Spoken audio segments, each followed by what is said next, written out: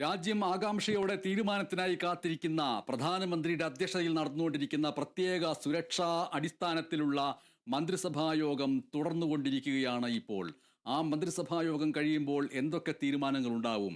അതിൽ ജനതയോട് വെളിവാക്കാൻ കഴിയുന്ന കാര്യങ്ങൾ എന്തൊക്കെ? സൈനികമായി, രഹസ്യമായി, നയതന്ത്രപരമായി, സുരക്ഷാപരമായി ചെയ്യേണ്ട കാര്യങ്ങൾ എന്തൊക്കെ? ഇത് വളരെ പ്രധാനപ്പെട്ടതാണ്. ഭീകരാക്രമണത്തിന് പിന്നാലെ പാകിസ്ഥാനെതിരെ നടപടി കടുപ്പിക്കാൻ ഒരുങ്ങിയിരിക്കുന്നു ഇന്ത്യ. സുരക്ഷാ കാര്യങ്ങൾ വിലയിരുത്തുന്നതിനായി ചേർന്നിരിക്കുന്ന പ്രധാനമന്ത്രിയുടെ അധ്യക്ഷതയിൽ നടന്നുകൊണ്ടിരിക്കുന്ന പ്രത്യേക മന്ത്രിസഭാ യോഗത്തിൻ്റെ വിവരങ്ങൾ നൽകുന്നതിന് വേണ്ടി രഞ്ജിൽ രാജ് നമ്മോടൊപ്പം ചേരുന്നുണ്ട്. രഞ്ജിൽ രാജ്, ഈ മന്ത്രിസഭാ യോഗം തുടർന്നുകൊണ്ടിരിക്കുന്നു. പാകിസ്ഥാനുമായുള്ള നയതന്ത്ര ബന്ധം അവസാനിപ്പിക്കുമെന്നുള്ള റിപ്പോർട്ടുകൾ ഒരു ഭാഗത്തുനിന്ന് വരുന്നു. കശ്മീർ മുഖ്യമന്ത്രി ഒമർ അബ്ദുള്ള സർവകക്ഷി യോഗം വിളിച്ചിരിക്കുന്നു നാളെ. ഇപ്പോൾ നടന്നുകൊണ്ടിരിക്കുന്ന ഈ മന്ത്രിസഭാ യോഗത്തിൽ എന്താണ് ചർച്ച ചെയ്തുകൊണ്ടിരിക്കുന്നത് എന്ന്, ഏത് രീതിയിലാണ് തീരുമാനങ്ങളെന്ന് ആർക്കും ഇപ്പോൾ പറയാൻ കഴിയില്ല. എങ്കിലും ഈ മന്ത്രിസഭാ യോഗം നടന്നുകൊണ്ടിരിക്കുമ്പോൾ തന്നെ ഭീകരാക്രമണത്തിന് പിന്നാലെ പാകിസ്ഥാനെതിരെ നടപടി കടുപ്പിക്കും ഇന്ത്യ എന്ന് അർത്ഥശങ്കയ്ക്കിടയില്ലാത്ത രീതിയിൽ പ്രധാനമന്ത്രി, ആഭ്യന്തരമന്ത്രി, പ്രതിരോധ മന്ത്രി എന്നിവരടക്കം സൂചിപ്പിച്ച പശ്ചാത്തലത്തിൽ ഒരു തീരുമാനം പ്രതീക്ഷിക്കാവുന്നതാണോ? ആക്രമണത്തിന് പിന്നാലെ ആഭ്യന്തരമന്ത്രി ആദ്യം തന്നെ എടുത്തു പറഞ്ഞൊരു കാര്യം, ഇന്ത്യ ഒരിക്കലും മുട്ടുമടക്കില്ല എന്ന് തന്നെയാണ്. കാരണം ഈ ഒരു ആക്രമണത്തിന് പിന്നാലെ പാകിസ്ഥാനെതിരെ കടുത്ത നിലപാട് തന്നെ ഇന്ത്യ സ്വീകരിക്കുമെന്ന തരത്തിലുള്ള പ്രതികരണമാണ് ആദ്യമൊക്കെ തന്നെ വന്നത്. അതിൻ്റെയൊക്കെ ഒരു ഇതിലാണ് ഇപ്പോൾ ഈ ഒരു യോഗം നടന്നുകൊണ്ടിരിക്കുന്നത്. പ്രധാനമന്ത്രി നരേന്ദ്രമോദിയുടെ അധ്യക്ഷതയിലാണ് ഈ ഒരു യോഗം നടക്കുന്നത്. ഈ ഒരു യോഗത്തിൽ ആഭ്യന്തരമന്ത്രി അമിത്ഷായും അതുപോലെ തന്നെ പ്രതിരോധ മന്ത്രി രാജ്നാഥ് സിംഗും എസ് ജയശങ്കറും നിർമ്മല സീതാരാമനും അതുപോലെ തന്നെ ക്യാബിനറ്റ് സെക്രട്ടറി ടി.വി. സോമനാഥനും പ്രതിരോധ സെക്രട്ടറി രാജേഷ് കുമാർ സിംഗും ഉൾപ്പെടെയുള്ളവർ പങ്കെടുക്കുന്നുണ്ട്. ഈ ഒരു യോഗത്തിന് ശേഷം 7:30 കൂടി തന്നെ ഈ ഒരു എസ് ജയശങ്കറിന്റെ നേതൃത്വത്തിൽ അല്ലെങ്കിൽ വിദേശകാര്യ മന്ത്രാലയത്തിന്റെ ഒരു വാർത്താ സമ്മേളനം ഉണ്ടാകുമെന്നും അറിയിച്ചിട്ടുണ്ട്. ഈ ഒരു വാർത്താ സമ്മേളനത്തിലായിരിക്കും ഈ യോഗം സംബന്ധിച്ചുള്ള കാര്യങ്ങളെല്ലാം തന്നെ പുറത്തു വരിക. എന്തായാലും നിലവിലെ ഒരു വിവരം അനുസരിച്ച് നമുക്കറിയാൻ സാധിച്ചിട്ടുള്ളത്, ഈ ഒരു പാകിസ്ഥാനുമായുള്ള നയതന്ത്ര ബന്ധം ഇന്ത്യ അവസാനിച്ചേക്കുമെന്ന തരത്തിലുള്ള വാർത്തകളൊക്കെ തന്നെ പുറത്തു വരുന്നുണ്ട്. അതുപോലെ തന്നെ ഇസ്ലാമാബാദിലുള്ള ഈ ഒരു ഇന്ത്യൻ ഹൈക്കമ്മീഷൻ കാര്യാലയത്തിന്റെ പ്രവർത്തനം നിർത്തലാക്കാനുള്ള ഒരു സാധ്യതയും അത്തരത്തിലുള്ള റിപ്പോർട്ടുകളും പുറത്തു വരുന്നുണ്ട്. അതുപോലെ തന്നെ സിന്ധു നദീജല കരാർ ഉൾപ്പെടെയുള്ളവ റദ്ദാക്കിയേക്കും എന്നുള്ളൊരു റിപ്പോർട്ടും പുറത്തു വരുന്നുണ്ട്. എന്തായാലും ഈ ഒരു യോഗത്തിന് ശേഷം ഈ ഒരു 7:30 കൂടി എസ് ജയശങ്കറിന്റെ നേതൃത്വത്തിലുള്ള വാർത്താ സമ്മേളനത്തിലായിരിക്കും കൂടുതൽ കാര്യങ്ങളെല്ലാം തന്നെ വ്യക്തമാകുക. ആ ഒരു യോഗത്തിന് ശേഷമായിരിക്കും ഇന്ത്യ ഏത് തരത്തിലുള്ള നിലപാടാണ് സ്വീകരിക്കുക, ഏത് തരത്തിലായിരിക്കും പാകിസ്ഥാനുള്ള മറുപടി നൽകുക എന്നൊക്കെ അറിയാൻ സാധിക്കുക. പക്ഷെ നിലവിൽ ഈ ഒരു ആക്രമണവുമായി ബന്ധപ്പെട്ട് നമുക്കറിയാൻ സാധിച്ചിരിക്കുന്നത് എന്തായാലും കടുത്ത നിലപാടിലേക്ക് തന്നെയാണ് ഇന്ത്യ പോകുക എന്ന് തന്നെയാണ്. കാരണം നമുക്കറിയാം, പണ്ടത്തെ ഒരു ചരിത്രമൊക്കെ എടുത്തു നോക്കുമ്പോൾ ഇത്തരത്തിലുള്ള ആക്രമണങ്ങൾ ഉണ്ടായ സാഹചര്യത്തിലെല്ലാം തന്നെ ഇന്ത്യ എടുത്ത നിലപാട് ശക്തമായി തന്നെ തിരിച്ചടിക്കുന്ന ഒരു നിലപാട് തന്നെയായിരുന്നു. ആ ഒരു കാര്യം എല്ലാവർക്കും അറിയാൻ തന്നെയാണ്, പാകിസ്ഥാൻ ഉൾപ്പെടെയുള്ള രാജ്യങ്ങൾക്ക് അറിയാൻ തന്നെയാണ്. അതുകൊണ്ട് തന്നെയാണ് ലോകരാജ്യങ്ങളെല്ലാം തന്നെ ഉറ്റുനോക്കുന്നത് ഇന്ത്യ ഏത് നിലപാടായിരിക്കും സ്വീകരിക്കുക, എത്തരത്തിലായിരിക്കും മറുപടി നൽകുക എന്ന കാര്യത്തിൽ. എന്തായാലും ആ കാര്യത്തിലെല്ലാം തന്നെ ഈ ഒരു യോഗത്തിന് ശേഷം തീരുമാനമുണ്ടായേക്കും. ഇപ്പോൾ ഏറ്റവും പുതുതായി വരുന്ന ഒരു വിവരം അല്ലെങ്കിൽ വാർത്ത എന്ന് പറയുന്നത്, ഈ ഒരു കശ്മീരിൽ കുൽഗാമിൽ വീണ്ടും ഒരു ഏറ്റുമുട്ടൽ ഉണ്ടായിരിക്കും എന്ന് തന്നെയാണ്. ഈ ഒരു TRF കമാൻഡർ അടങ്ങുന്ന സംഘത്തെ ഈ ഒരു സൈന്യം വളഞ്ഞിട്ടുണ്ട് എന്ന തരത്തിലുള്ള വാർത്തയെല്ലാം പുറത്തു വരുന്നുണ്ട്. നേരത്തെ ബാരാമുള്ളയിലും ഇത്തരത്തിൽ സൈന്യം വേറെ ഭീകര സംഘടനയെ വളഞ്ഞ് അതിൽ രണ്ടുപേരെ വധിച്ച വാർത്തയൊക്കെ പുറത്തു വന്നിരുന്നു. അതിൽ ഇപ്പോൾ നിലവിൽ കുൽഗാമിൽ വീണ്ടും ഒരു ഏറ്റുമുട്ടൽ ഉണ്ടായിരിക്കുക എന്നുള്ള വാർത്ത പുറത്തു വരുന്നുണ്ട്. അതിൽ ഈ ഒരു TRF കമാൻഡർ ഉൾപ്പെടെ സൈന്യം വളഞ്ഞു വെച്ചിട്ടുണ്ട് എന്നുള്ള ഒരു വാർത്തയും പുറത്തു വരുന്നുണ്ട്. നമുക്കറിയാം TRF സംഘമൊക്കെ തന്നെ ഈ ഒരു ആക്രമണത്തിന് പിന്നിൽ പ്രവർത്തിച്ചവരിലുണ്ടായിരുന്നു.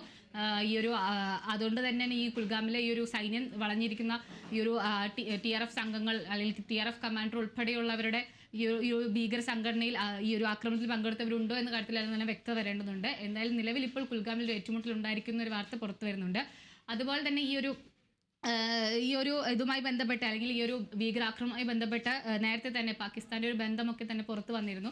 അതുകൊണ്ട് തന്നെ ആ ഒരു സാഹചര്യത്തിൽ തന്നെ ഇന്ത്യ കടുത്ത നിലപാട് സ്വീകരിക്കുമെന്നൊരു കാര്യത്തിൽ ഉറപ്പ് വരുത്തിയിരുന്നു. അതായത് അമിത്ഷാ പറഞ്ഞത് മുട്ടുമടക്കില്ല ഇന്ത്യ ഒരിക്കലും, ഇന്ത്യ ഇത് തിരിച്ചടിക്കും എന്നുള്ളൊരു പ്രതികരണം അമിത്ഷായുടെ ഭാഗത്തുനിന്നുണ്ടായിരുന്നു. അതുപോലെ തന്നെ ഇപ്പോൾ എസ് ജയശങ്കറിന്റെ ഭാഗത്തുനിന്ന് വരുന്ന ഒരു നിലപാട് എന്ന് പറയുന്നത്, എന്തായാലും ഇതിന് തിരിച്ചടി നൽകിയിരിക്കും അല്ലെങ്കിൽ ഇതിന് തക്കതായ മറുപടി നൽകിയിരിക്കും ഇന്ത്യ ഒരിക്കലും ഭയന്നോടുകയില്ല എന്നൊരു തരത്തിലുള്ള ഒരു പ്രതികരണം ഒക്കെ തന്നെ വരുന്നുണ്ട്. ആ ഒരു ഇതിലേക്കാണ് എല്ലാവരും ഉറ്റുനോക്കുന്നത്. ഏത് തരത്തിലായിരിക്കും ഇന്ത്യയുടെ നിലപാട്, അല്ലെങ്കിൽ ഇന്ത്യ ഏത് തരത്തിലായിരിക്കും മറുപടി നൽകുക എന്നൊരു കാര്യം ലോകജനത മൊത്തം ആകാംക്ഷയോടെ ഉറ്റുനോക്കുകയാണ്. അതിനുള്ളൊക്കെ തന്നെ ഉത്തരം ഈ ഒരു വാർത്താ സമ്മേളനത്തിൽ ഉണ്ടാകുമെന്ന് തന്നെ പ്രതീക്ഷിക്കുന്നത്. നമുക്കറിയാം, കഴിഞ്ഞ ദിവസമാണ് ഇത്തരത്തിൽ ഈ ഒരു വിനോദസഞ്ചാരത്തിന് പോയ നിരായുധരായ ജനങ്ങളെ ഇത്തരത്തിൽ ഭീകരർ പെട്ടെന്ന് വന്ന് ആക്രമിക്കുന്ന ഒരു സംഭവം ഉണ്ടായത്. ആ ഒരു ആക്രമണത്തിൽ 26 പേർ കൊല്ലപ്പെടുകയും മലയാളി ഉൾപ്പെടെയുള്ള ആൾക്കാർ കൊല്ലപ്പെടുന്ന ഒരു സാഹചര്യമൊക്കെ ഉണ്ടായിരുന്നു. ഈ ഒരു ആക്രമണത്തിൽ ഈ ഒരു ഭീകരർ അവർ വന്നത് സൈനിക വേഷത്തിലല്ല, അല്ലെങ്കിൽ യൂണിഫോമിലല്ല, ഒരു സാധാരണ ആളുകളെ പോലെ കയറി വന്ന് പെട്ടെന്ന് ആക്രമണം നടത്തുന്ന ഒരു സാഹചര്യമാണ് ഉണ്ടായതെന്നുള്ള വാർത്തയൊക്കെ പുറത്തു വന്നിരുന്നു. അതുപോലെ തന്നെ ഇവർ ആക്രമിക്കുന്ന സമയത്ത് ഇവരുടെ കയ്യിൽ ഹാൻഡ് ക്യാമറ ഉണ്ടായിരുന്നു. അതായത് ഈ ഒരു ആക്രമണത്തിന്റെ ദൃശ്യങ്ങളെല്ലാം പകർത്തി കൊണ്ടുപോകുന്ന ഒരു സാഹചര്യമൊക്കെ ഉണ്ടായിരുന്നു. അപ്പോൾ അതിൽ ഈ ഒരു ആക്രമണവുമായി ബന്ധപ്പെട്ട ദൃശ്യങ്ങളെല്ലാം തന്നെ പുറത്തു വരാതിരിക്കാനുള്ള നടപടികളും ഇന്ത്യ സ്വീകരിക്കുന്നു എന്നതിലുള്ള വാർത്തകൾ വരുന്നുണ്ട്. കാരണം നമുക്കറിയാം, ഈ ഒരു ആക്രമണത്തിന്റെ ഭീകരത എത്രത്തോളം ഉണ്ടാകുമെന്നുള്ള ഒരു വിലയിരുത്തലായിരിക്കും, അല്ലെങ്കിൽ ആ ഒരു അതിനുള്ളൊരു സാക്ഷ്യം വഹിക്കലായിരിക്കും ആ ഒരു ദൃശ്യങ്ങളെല്ലാം തന്നെ പുറത്തു വന്നാൽ ഉണ്ടാകും പോകുന്നത്. അതുകൊണ്ട് തന്നെ അത്തരത്തിൽ ആ ദൃശ്യങ്ങൾ പുറത്തു വരാതിരിക്കാനുള്ള എല്ലാ നടപടികളും സ്വീകരിച്ചിരിക്കുന്നു എന്നുള്ള ഒരു വാർത്തകളും പുറത്തു വരുന്നുണ്ട്.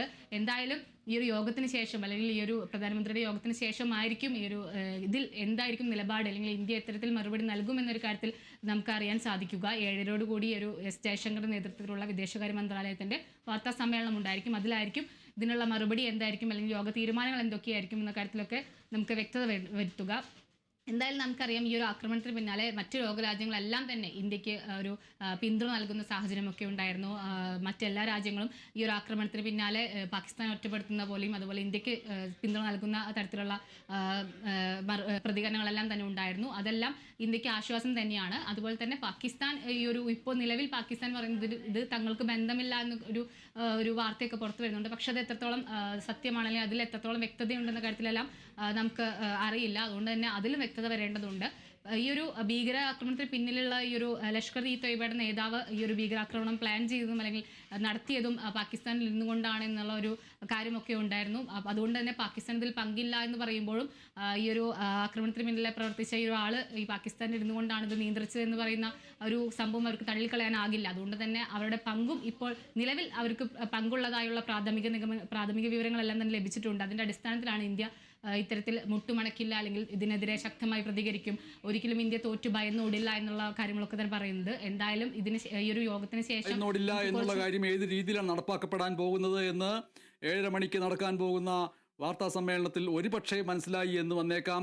ശക്തമായ തിരിച്ചടി നൽകിയിരിക്കും എന്നുള്ള രീതിയിലുള്ള പ്രതികരണങ്ങൾക്ക് മാത്രമായിരിക്കാൻ സാധ്യതയുള്ളൂ എന്നുള്ള രീതിയിലും റിപ്പോർട്ടുകൾ വരുന്നുണ്ട്. കാരണം ഇത്തരം കാര്യങ്ങൾ വാർത്താ സമ്മേളനം വിളിച്ചുകൂട്ടി പറയാനുള്ളതല്ല, നടപ്പാക്കേണ്ട കാര്യങ്ങൾ നടപ്പാക്കി തന്നെ യാഥാർത്ഥ്യത്തിൽ വരുത്തേണ്ടതാണ് എന്നതാണ് ഏറ്റവും പ്രധാനപ്പെട്ട കാര്യം. താലിബാൻ നേതൃത്വത്തിലുള്ള അഫ്ഗാനിസ്ഥാനിലെ ഭരണകൂടം അടക്കം പഹൽഗാമിലെ ഭീകരാക്രമണത്തെ ഒരു ഭാഗത്ത് അപലപിക്കുന്നുണ്ട്, മറുഭാഗത്ത് ലോകരാഷ്ട്രങ്ങളുടെ മൊത്തത്തിലുള്ള പിന്തുണ ലഭിക്കുന്നുവെന്ന് തോന്നിപ്പിക്കുന്ന രീതിയിൽ നേതാക്കളുടെ ഭാഗത്ത് നിന്ന് പിന്തുണ വരുന്നു. പക്ഷേ ഏത് രീതിയിൽ ഇതിൽ തിരിച്ചടി നൽകാൻ കഴിയുമെന്നത് വളരെ പ്രധാനപ്പെട്ട കാര്യമാണ്. പ്രത്യേകിച്ചും മർമ്മത്ത് തന്നെ തിരിച്ചടി നൽകിയില്ല എങ്കിൽ അത് നമ്മൾ ഉദ്ദേശിച്ചതുപോലെ ആവുകയുമില്ല.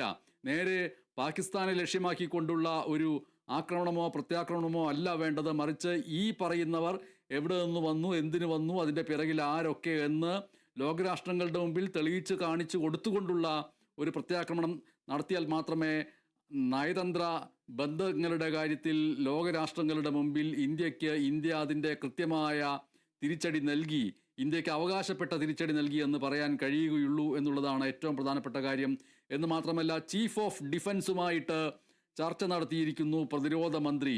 ചീഫ് ഓഫ് ഡിഫൻസുമായിട്ട് ചർച്ച നടത്തുന്നത് അപൂർവ സന്ദർഭങ്ങളിലാണ്.